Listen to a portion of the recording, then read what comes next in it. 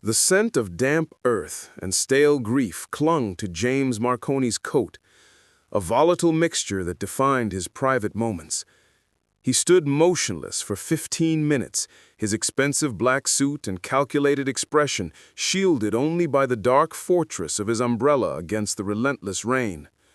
Today, on the anniversary of Isabella Marconi's death, the cemetery was his carefully guarded sanctuary, the only place where the facade of the Mafia boss could crack.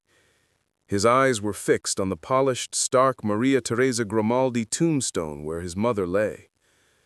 He was about to kneel when his composure snapped.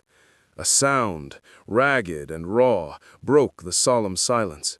Not rain, not wind, but the sound of genuine, overwhelming human devastation. He peered through the veil of water and saw her, Alicia. She was kneeling directly over the grave, her body abandoned to sorrow, clutching a bouquet of pink roses to the cold marble.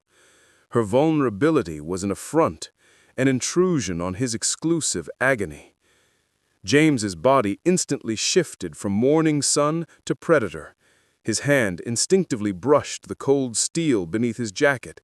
Who was this woman? How dare she? He stalked forward, silent.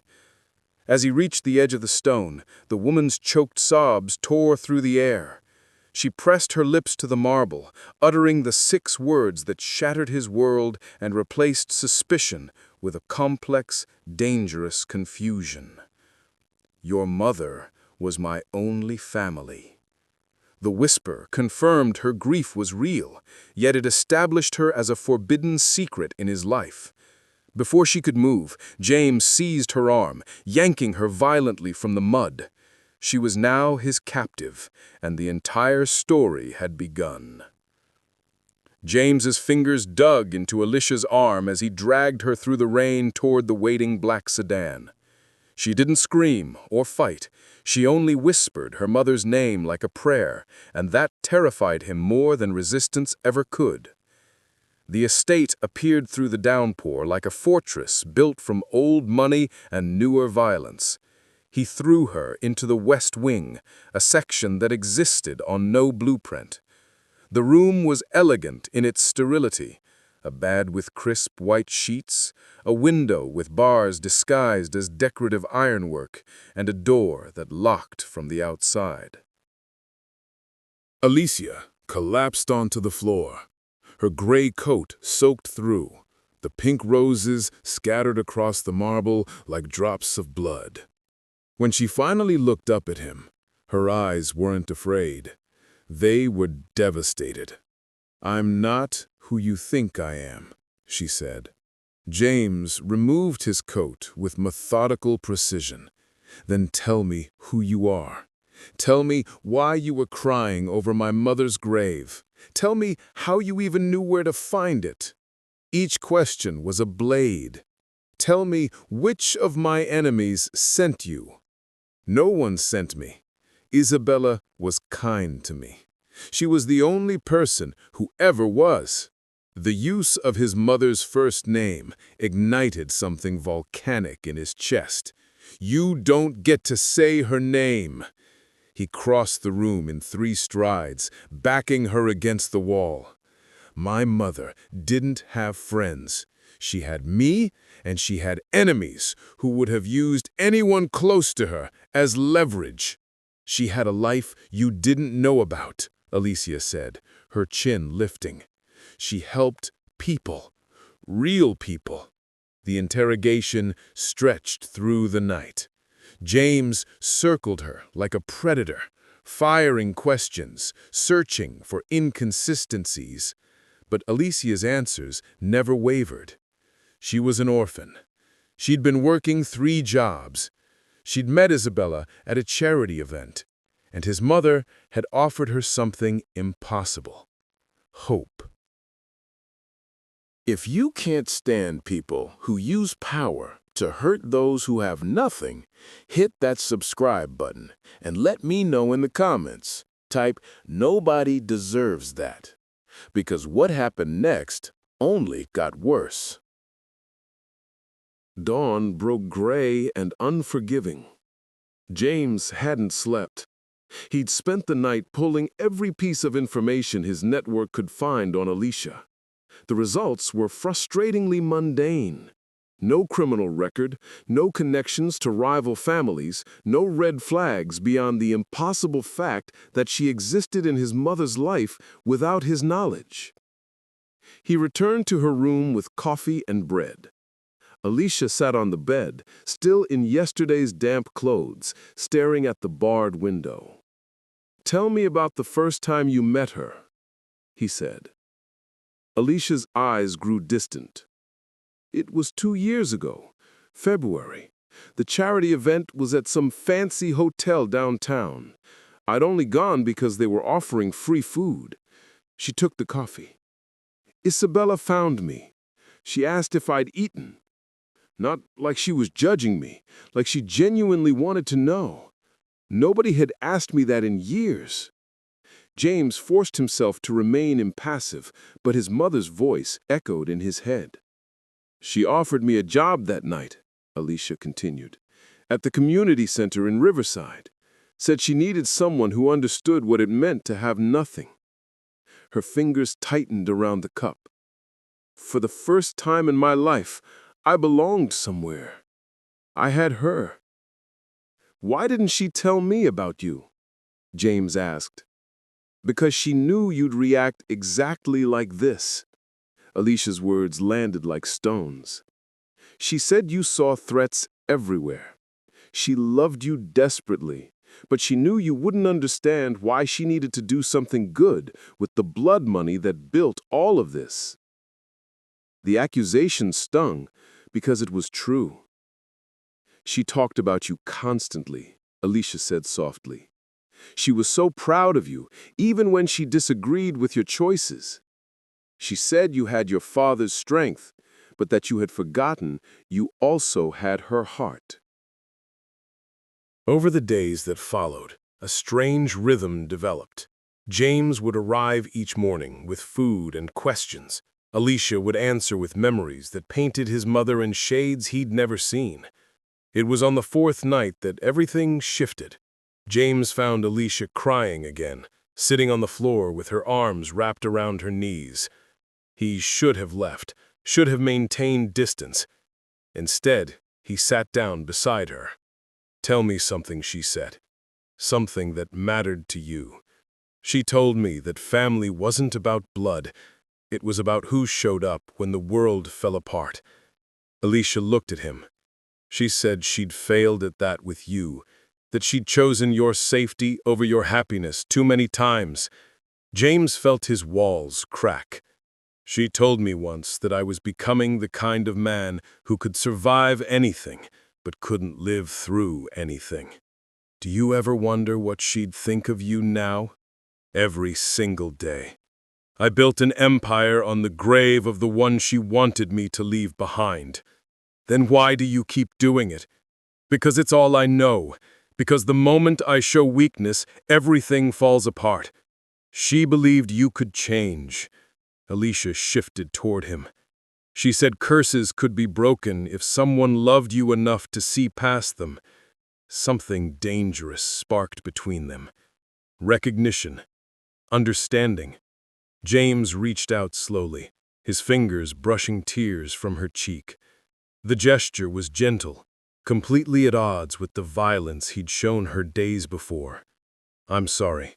For dragging you here. For not seeing what my mother saw in you. What do you see now? Someone who loved her as much as I did. Someone who's in danger because of it. If you believe people deserve protection, not punishment, for choosing kindness over cruelty, hit that subscribe button. People who rule through fear won't. And you need to hear what James discovered next. The emergency meeting happened at midnight. James's lieutenant, Marco, had requested it with unusual urgency. James left Alicia locked in her room, but for the first time, he felt guilty about it.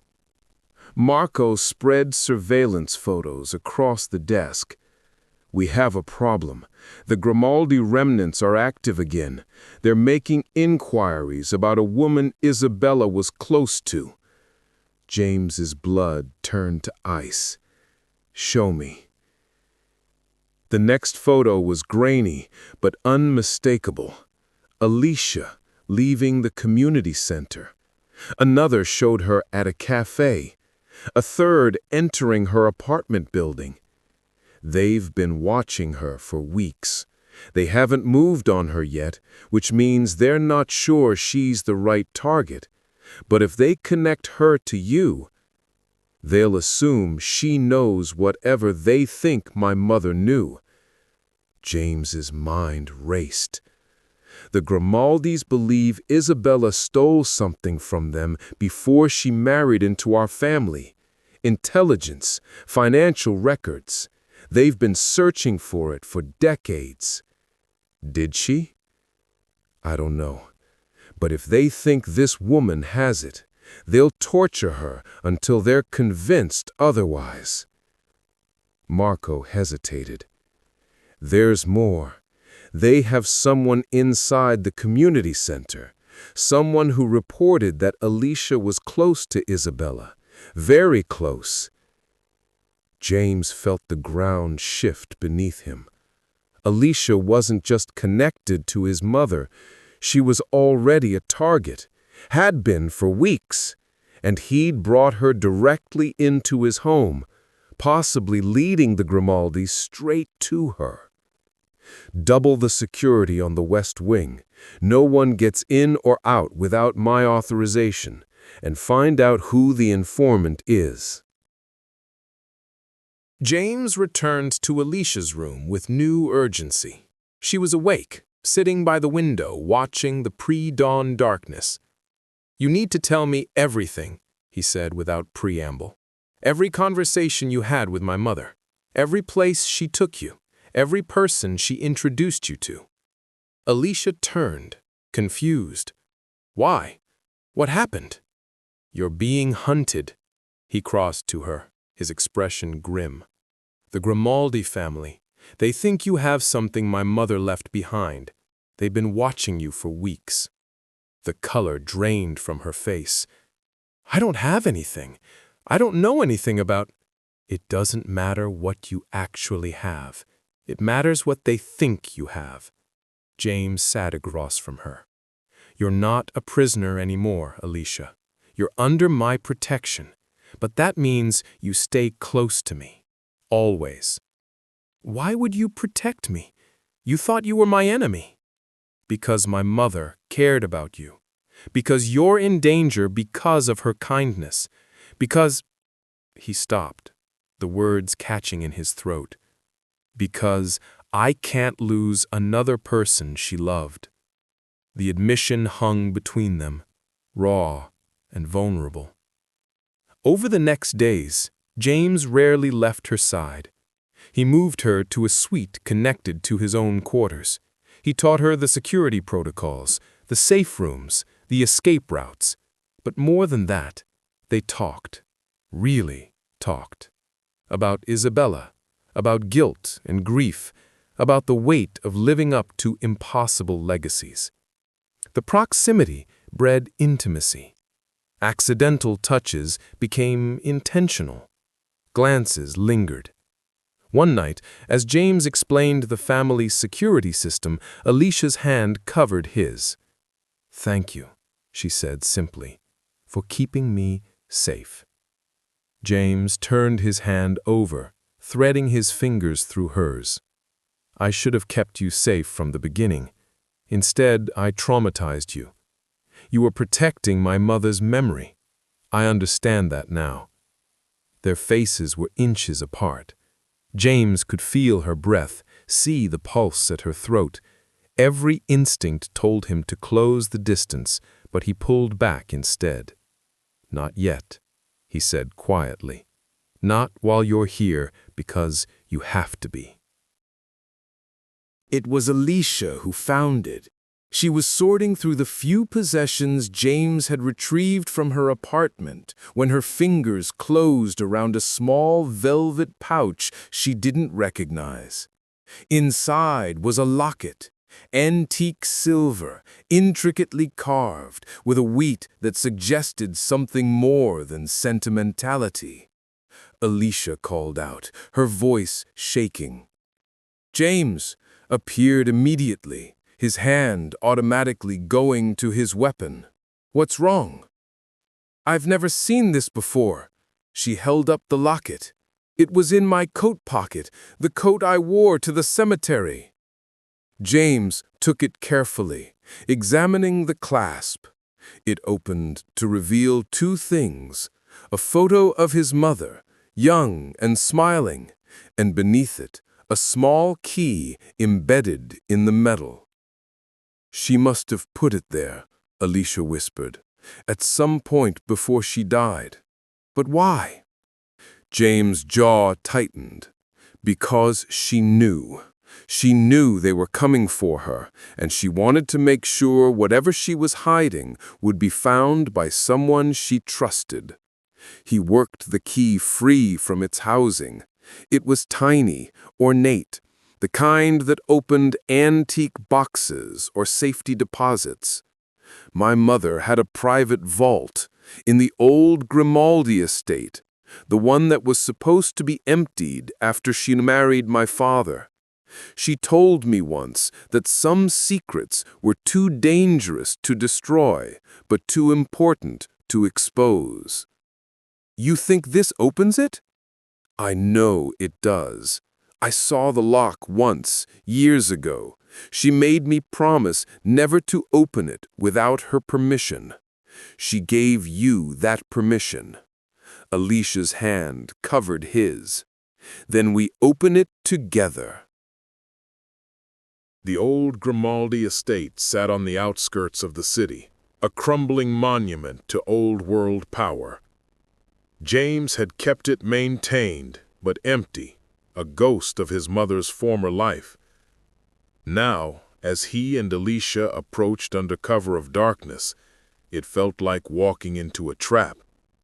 "Stay behind me," James ordered, his weapon drawn. They moved through the abandoned halls until they reached Isabella's private study. The vault was hidden behind a portrait of the Grimaldi family crest. James inserted the tiny key, and the mechanism clicked open with surprising smoothness. Inside were documents, ledgers, photographs, and a handwritten letter in Isabella's elegant script. "My dearest James, if you're reading this, I'm gone, and you found the one person I trusted to carry this burden with you." The letter explained everything. Isabella hadn't stolen Grimaldi intelligence. She documented their crimes, their operations, their connections to corrupt officials. Evidence that could bring down what remained of the family. She'd kept it hidden, knowing that releasing it would start a war, but also knowing that one day it might be the only thing that could end the cycle of violence. "She wanted you to choose," Alicia said softly as she read over his shoulder, "to either use this to destroy them completely or to walk away from it all." James stared at the documents. In his hands he held the power to eliminate his family's greatest threat or to finally be free. The decision was interrupted by the sound of footsteps. Multiple sets. Professional, military precise. "They followed us," James said, his voice deadly calm. He shoved the documents at Alicia. "There's a passage behind the east wall. It leads to the gardens. Take these and run." "I'm not leaving you." "Alicia, I said I'm not leaving you." Her eyes blazed with determination. "Your mother saved me because she believed in second chances. I'm not letting her son die protecting me." The Grimaldi soldiers burst through the door, 6 of them, armed, professional. Their leader smiled coldly. James Marconi, you've saved us the trouble of extracting your little friend. Hand over the documents, and we'll make this quick. James stepped in front of Alicia, his weapon trained on the leader. You'll have to go through me. That can be arranged. What followed was brutal. James was skilled, but he was outnumbered. He took down 2 soldiers before a bullet grazed his shoulder. Another blade found his side. He was losing. Then Alicia moved. She grabbed a fallen weapon and fired, her hand steady despite the fear in her eyes. The distraction was enough. James surged forward, taking down another soldier. Together, they fought with desperate synchronicity, protecting each other with an instinct that went beyond strategy. When the last soldier fell, James collapsed against the wall, bleeding but alive. Alicia dropped beside him, her hands immediately pressing against his wounds. "You're insane," he gasped. "You could have run." "And missed the chance to save you?" She smiled through tears. "Your mother would have killed me." Comment, family is worth fighting for if you're Team James and Alicia. The Grimaldi cruelty can't win. Now watch what happens when they finally choose each other. The safe house was small, anonymous, tucked away in a part of the city where questions weren't asked. James sat on the bed while Alicia cleaned and bandaged his wounds with surprisingly steady hands. "Where did you learn to shoot?" he asked. "I didn't. I just pointed and pulled the trigger." She met his eyes. "Turns out survival instincts are pretty strong when you're protecting someone you—" She stopped, the words catching. "Someone you what?" Alicia's hand stilled on the bandage. "Someone I can't lose. Someone who makes me feel like maybe I deserve to have a family after all." James caught her wrist gently, pulling her closer. "The documents. We should burn them. End this completely." "Is that what you want?" "I want—" He stopped, really looking at her, at this woman who'd fought beside him, who'd refused to abandon him, who represented everything his mother had believed he could still become.